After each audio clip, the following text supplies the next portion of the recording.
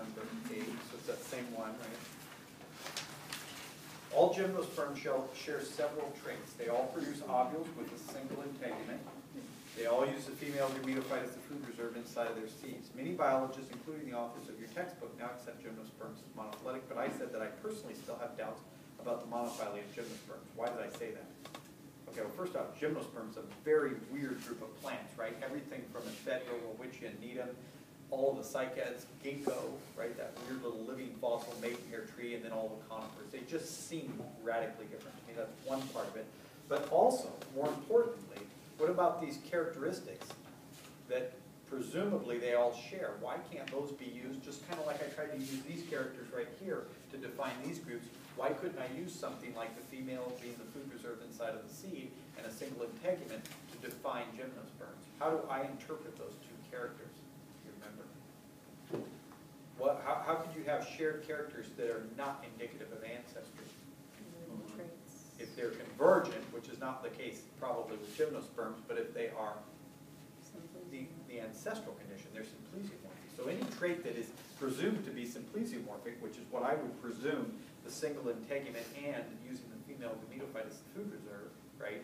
Endosperm clearly seems like a derived condition. So these traits that, the only traits I can think of that would unite and sort of define gymnosperms, basically they are non-flowering seed plants.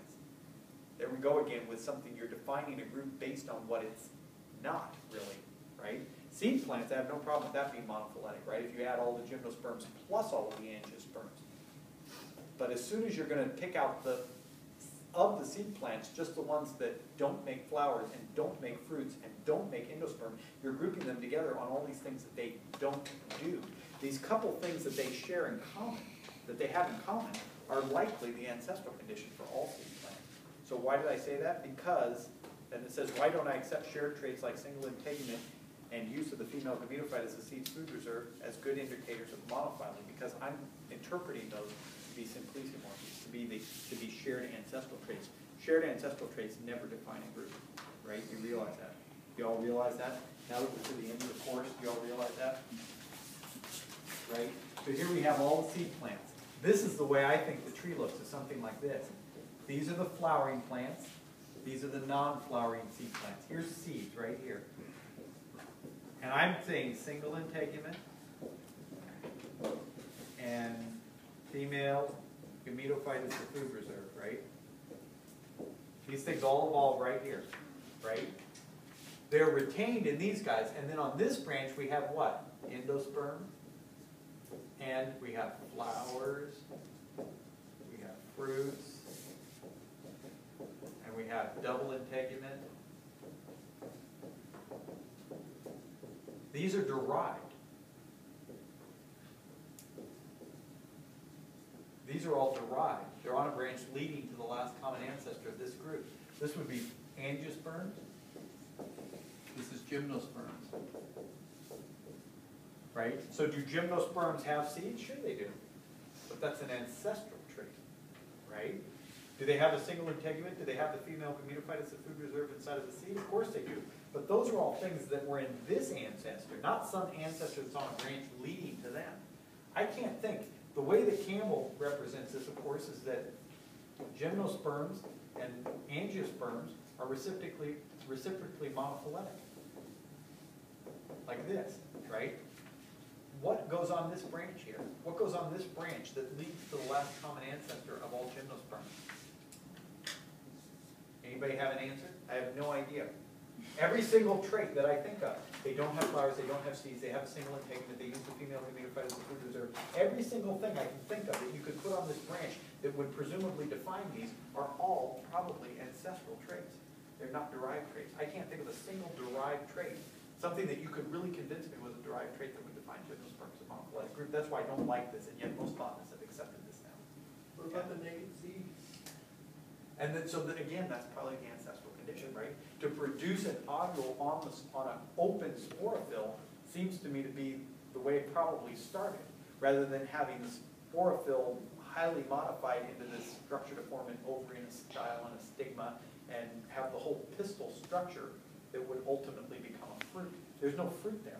Presumably fruits are because they're so much more complex than just a naked seed on a sporophyll. Presumably the fruit would be a derived condition. Either that, or if that's not right, then that means sort of angiosperms are not a derived fruit. But again, you look like at the fossil record, you see lots of gymnosperm diversification in the Mesozoic.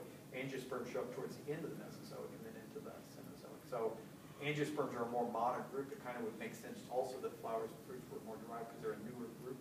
You see them occur much later in the fossil record than you would gymnosperms. I don't know, I just don't like this at all. So that's why I asked that question. Again, you realize no sane person would ask you that question. It's something I'm asking you. That's my prerogative because I'm the instructor, right? But that's a detail that probably most people wouldn't point out. But notice in order to answer it, it shows me that you go back to the performance standards, figure out which number says that you understand phylogenetic systematics. This type of a question really forces you to understand that, to understand why only shared derived traits can be used to define a group in a phylogenetic sense. You cannot create groups based on shared ancestral traits or based on convergent traits.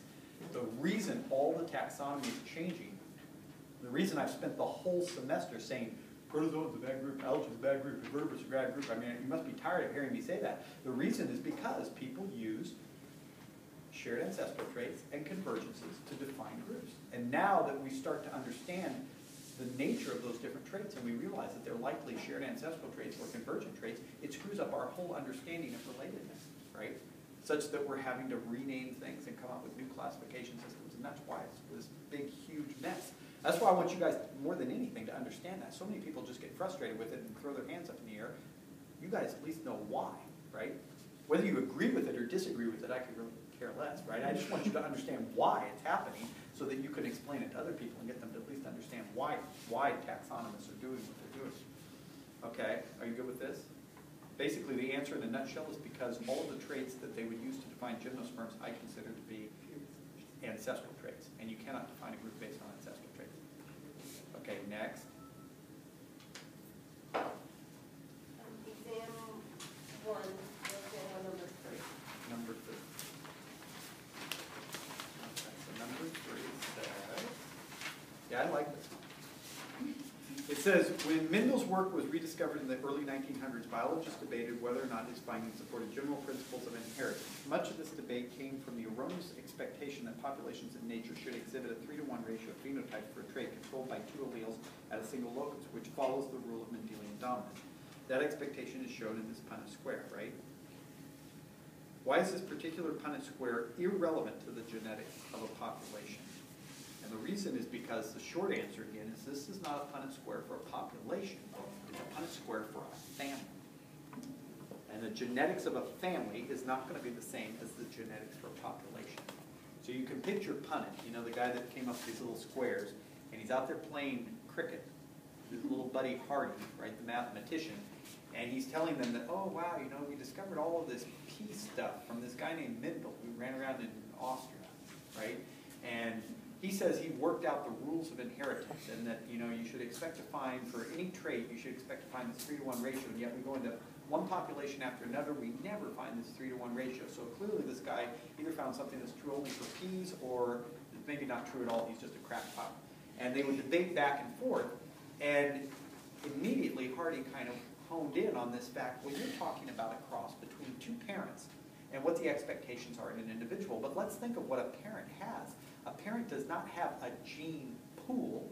A parent has a genotype, which is either homozygous, meaning that they have only one allele, so they're 100% and 0, or at best they could be heterozygous, meaning that they're 50% one allele and 50% the other allele. So the ratios that you can have in a parent are either 100, 0, or 50. There is no other number possible. But in a population, that's not true, right? In a population, the allele frequencies can be any number. What's more, you're not limited to having only 2 alleles. Notice in a diploid individual, you can only have 2 alleles at a particular locus. In a population, you could have hundreds of different alleles at a particular locus, right? And you can have any frequency.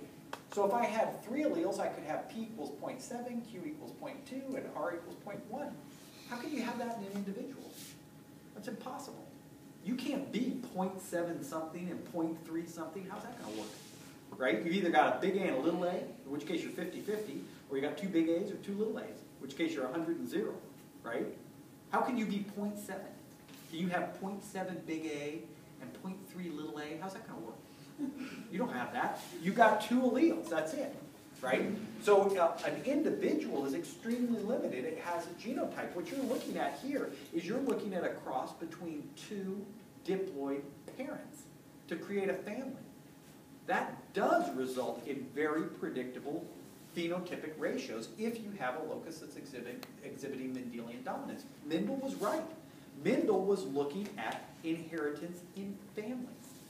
You can't extrapolate that to a population, because a population does not have a simplistic 2-allele genotype like an individual does. It has a huge gene pool, with each locus potentially having lots of different alleles, all at any variable frequency. P could be any number you want to come up with. 0.7992435. That could be P, right? And then Q would be 1 minus whatever that number I just said was, right? There's no limit to it. So if you want to extrapolate this to a population, instead of having big A, little a, you have to put in P and Q. Now you can have something that looks like a Punnett square that starts to model a population, but notice that P and Q can be any numbers. And potentially you might have to have something here where you have P, Q, and R, or P, Q, R, and S, because you can have more than just 2 alleles. Yeah? You can't have more than 2 alleles in a diploid individual, right? So why is this particular Punnett square irrelevant to the genetics of a population? The nutshell answer is this represents a family. You're crossing 2 parents. Each parent can at best have 2 alleles. So there are very, very few possible allele frequencies, if you want to think of them that way. I wouldn't even call them allele frequencies. It has a genotype. You're heterozygous or you're homozygous, right? A population, however, has a gene pool. Individuals don't have a gene pool. And in a gene pool, the number of alleles that you can have and the frequency of each allele can be almost anything. Such that you're looking at an infinitely more complex system than what you're looking at in a single family. So you don't expect any particular ratios.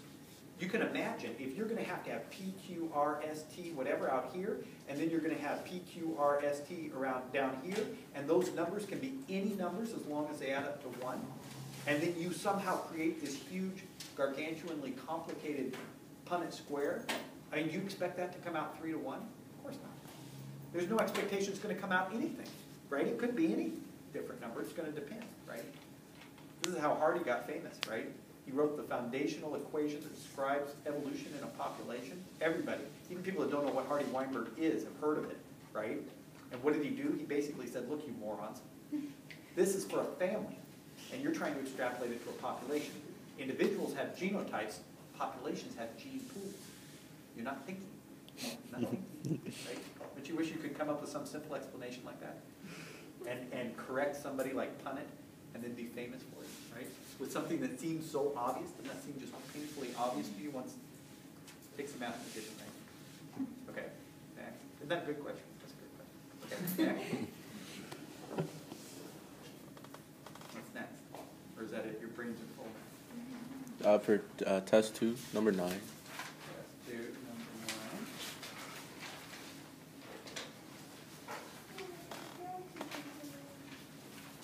I lost test 2 somewhere.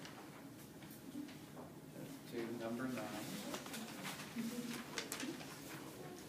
Okay, so many biologists struggle with the correct usage of the terms carpel and pistil when referring to the female part of a flower, right?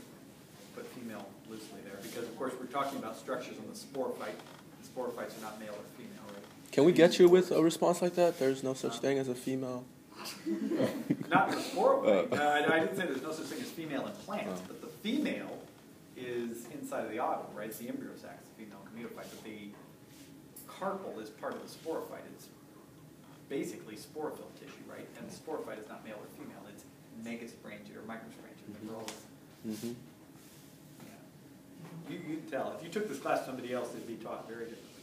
Okay, because my mission in life, of course, is to hone in on every annoying thing that people do and try to get you guys not to do it. And to go out in the world and correct people so that they don't refer to like sporophyte as being male and female, stuff like that. Any other professor would just let it roll, because that's the way most people talk about it. Okay, this confusion arises because biologists often use the term carpel to refer to a pistil which only contains one carpel. Remember that a simple fruit arises from a single flower with a single pistil. However, the number of carpels varies between different simple fruits. Okay, there's no question in there. So where are we going here? Use two different simple fruits to illustrate this point. Choose two simple fruits and convince me that each has a single pistil, but that they represent a different number of carpels. Okay, that's a less interesting question than what I thought it would come up. Okay, so what would be an example of a fruit with a single carpel and a single pistil? So in each case, you got to pick something that has a single pistil. So don't pick something like a strawberry that has a whole bunch of pistils, right? You got to pick something that has a single pistil with one carpel. Mango? No.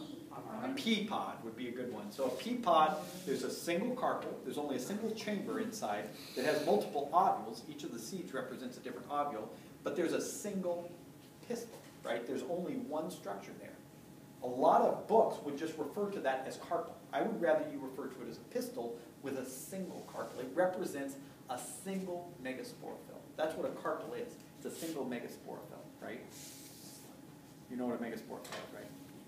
A leaf with megasporangium attached to it.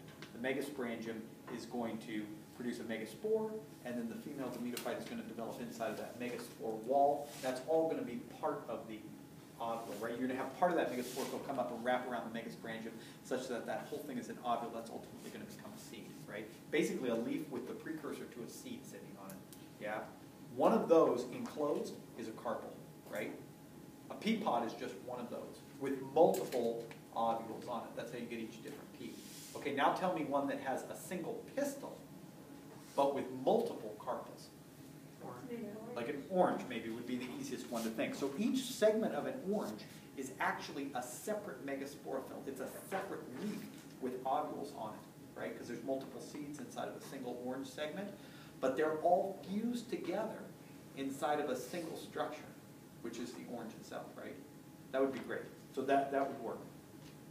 A pea pod is a pistil with only one carpel, right? And there's other examples too. You could pick a whole, like avocado, right? How many carpels do you think are there? Only one, right?